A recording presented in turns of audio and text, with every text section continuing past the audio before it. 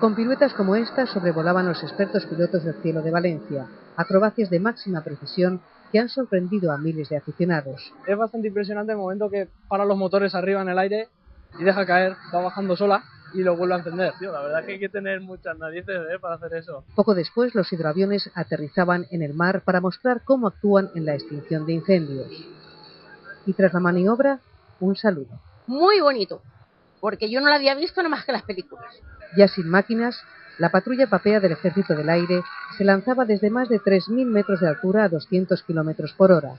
También han volado paracaidistas civiles. Durante 50 segundos de caída libre tiene la sensación exactamente igual que la de ser un pájaro totalmente libre.